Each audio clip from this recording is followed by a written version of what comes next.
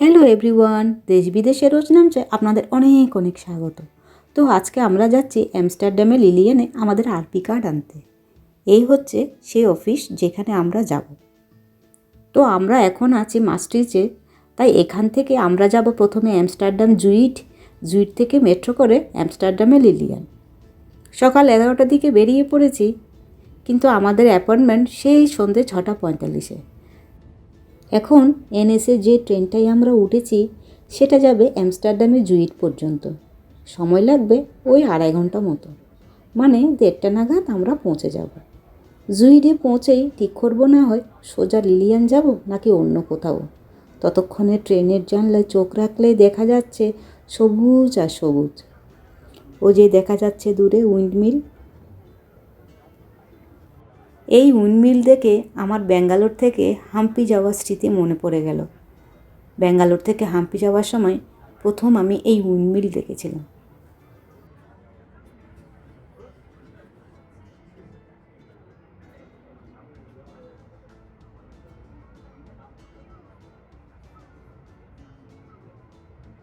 এটা দেখে মনে হলো সেই পরিচিত দৃশ্য। আমরা যখন পাহাড়ে যাই, এনজিপির দিকে যাওয়ার সময় এরকম দৃশ্য আমরা প্রায়শই চোখে দেখি। দূরের ওই দৃশ্য যেন সে চেনা দৃশ্যেরই পুনরাবৃত্তি। পৃথিবীর যে প্রান্তে যাই না কেন, এরকম দৃশ্য বারবার মনে হয় চোখে পড়বে।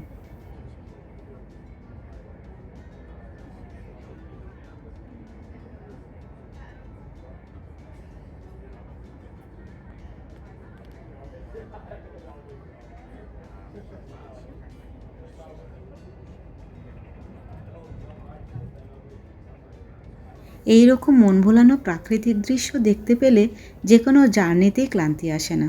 আর আমরাও তাই এসে পড়লাম আমস্টারডামের জুইডে। হাতে সময় থাকায় স্টেশন থেকে বাইরেই চলে এলাম। তারপর ঠিক করলাম, না, সময় যখন আছে চলে যাব আমস্টারডামের বিখ্যাত মাদাম তুসো মিউজিয়াম দেখতে। এখন বাজে প্রায় 1:45। দুপুরের খাওয়ার সময়ও হয়ে গেছে, তাই দূরের ওই বসার জায়গাগুলোতে দুপুরের লাঞ্চটা সেরে আমরা আবার জুইট মেট্রোতে চলে এসেছি। এখন আমরা এখান থেকে যাব রকিনে। এই সময় আবার মেট্রো স্টেশনে দেখি প্রচুর ভিড়। কোন দিকে যাব কিছুই বুঝতে পারছি না, তাই হাজব্যান্ড ঠিক করলো একটু জিজ্ঞেস করেই যাওয়া ভালো। ওনাকে জিজ্ঞেস করাতে বেশ ভালোই হলো, বুঝলেন তো। তা না হলে কোথায় কোন দিকে যাব কিছুই আমরা বুঝে উঠতে পারছিলাম না। আসলে জুইডে যারা ট্রেনে করে আসে তাদেরকে যখন মেট্রো ধরতে হয় তখন এই উপরেই উঠে আসতে হয়। এখানে এসে মনে হলো ইউরোপ নয়, আমাদের দেশেরই বুঝি কোনো মেট্রো স্টেশনে আমরা দাঁড়িয়ে আছি। এত ভিড় যে একটি ট্রেন ছেড়ে দিয়ে পরের ট্রেনে আমাদেরকে উঠতে হলো শেষমেশ। আর এই দেখুন, ট্রেনের ভেতরেও কী রকম ভিড়।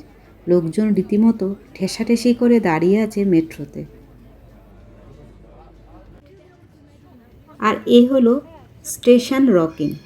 আমস্টারডামের বিখ্যাত মাদাম তুসো মিউজিয়াম দেখতে হলে এই স্টেশনে নামতে হয়। এখান থেকে আমরা সোজা হেঁটে যাব আমস্টারডামের বিখ্যাত ড্যাম স্কোয়ারের দিকে।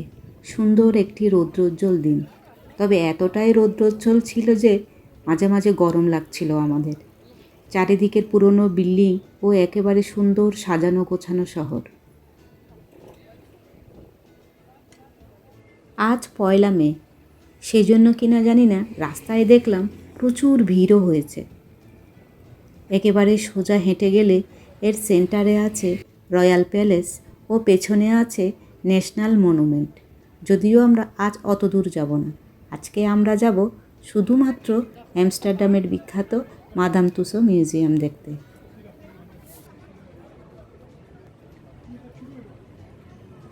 হাঁটতে হাঁটতে এসে পড়লাম মাদাম তুসাদ মিউজিয়ামের সামনে। এতদিন যা ইউটিউব চ্যানেলের মাধ্যমে দেখেছি, আজ একেবারে স্বচক্ষে দেখার সৌভাগ্য হবে আমাদের। চলুন তাড়াতাড়ি মাদাম তুসো মিউজিয়ামের ভেতরে গিয়ে মিউজিয়ামটা দেখে নিই।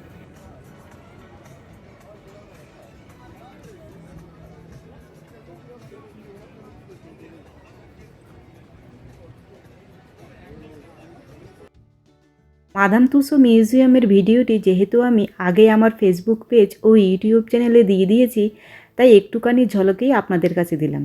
যারা এখনও দেখেননি তারা অবশ্যই গিয়ে আমার পেজ ও চ্যানেল থেকে দেখে নিতে পারেন।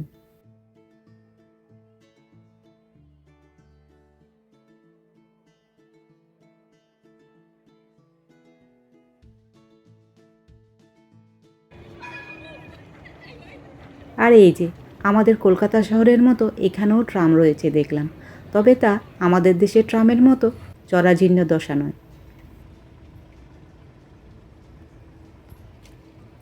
মিউজিয়াম দেখে বেরোতে বেরোতে প্রায় 3:30 বাজে, তাই তাড়াতাড়ি আমরা চললাম দুপুরের রোদ মাথায় করে স্টেশন রকিনের উদ্দেশ্যে। কারণ স্টেশন রকিন থেকে আমাদের যেতে হবে আবার জুইড মেট্রোতে। এখান থেকেও মনে হয় বাসে বা ট্রামে করে অ্যামস্টারডামে লিলিয়ান যাওয়া যায়, কিন্তু যেহেতু আমরা রাস্তাঘাট ঠিকঠাক চিনি না, তাই ভাবলাম যেভাবেই এসেছি সেভাবেই আমরা আবার জুইড মেট্রোতেই চলে যাব। সেখান থেকে আমরা মেট্রো ধরে যাব আবার লিলিয়ানে। মেট্রোতে একটু ভিড় হলেও উপরের বোর্ড থেকে জানা যাচ্ছে এখান থেকে জুইড যেতে লাগবে প্রায় 9 থেকে 10 মিনিট। অবশেষে দুটো মেট্রো চেঞ্জ করে আমরা এসে পৌঁছালাম অ্যামস্টারডামে লিলিয়ান।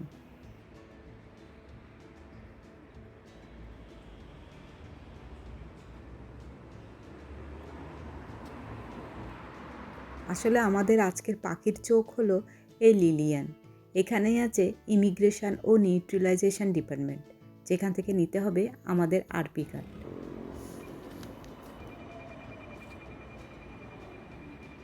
কোনো অচেনা জায়গায় এলে গুগলই হচ্ছে আমাদের একমাত্র ভরসা, কিন্তু মাঝে মাঝে গুগল আমাদেরকে এমন কনফিউজড করে দেয় কোন দিকে যাব সেটাই বুঝতে পারি না। প্রথমে তো একদিকে চলে গেলাম, তারপর বুঝতে পারলাম না আমরা উল্টো দিকেই চলে এসেছি।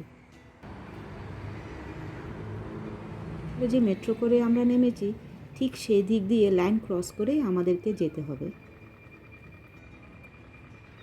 এই হচ্ছে সেই সঠিক দিক যেখান দিয়ে আমাদেরকে যেতে হবে আমাদের মূল গন্তব্যে।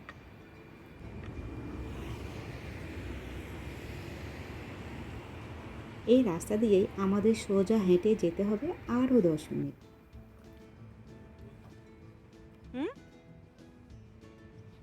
তোমার ডাস্টবিন ওইগুলো ভেতরে। দেখেছেন ওই সাদা কাভার করা বক্সের মতো জায়গাটিতেই নাকি রাখা আছে ভাড়ার সাইকেল। মানে এখান থেকে আপনি চাইলে সাইকেল ভাড়া করে শহরের এ প্রান্ত থেকে ও প্রান্ত ঘুরে দেখতে পারেন। যে রাস্তা দিয়ে আমরা এসেছিলাম সেই রাস্তাটা যেখানে শেষ হয়েছে তার একেবারে ওপারেই রয়েছে ইমিগ্রেশন অ্যান্ড নিউট্রালাইজেশন ডিপার্টমেন্ট। সেখান থেকে আমাদের কালেক্ট করতে হবে আরপি কার্ড। আরপি কার্ড মানে রেসিডেন্টাল পারমিট কার্ড। এখানে যারা ওয়ার্ক পারমিট নিয়ে 90 দিনের বেশি থাকবে তাদেরকে নিতে হবে এই আরপি কার্ড। এটি না থাকলে রেন্টাল এগ্রিমেন্ট, ব্যাঙ্ক অ্যাকাউন্ট থেকে শুরু করে কোনো কিছুই আপনার হবে না। মানে এখানে থাকতে হলে এটি হলো পাসপোর্ট ছাড়া আপনার একমাত্র আইডেন্টিটি প্রুফ।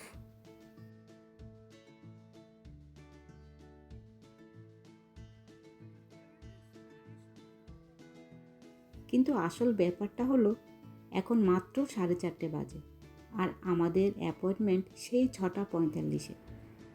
আসলে সেই সুদূর মাস্ট্রিজ থেকে অ্যামস্টারডাম আসার উদ্দেশ্যই হলো এখানে আসা। তাই কোনো কারণে অ্যাপয়েন্টমেন্ট মিস হয়ে গেলে সমস্যা বাড়বে বই কমবে না।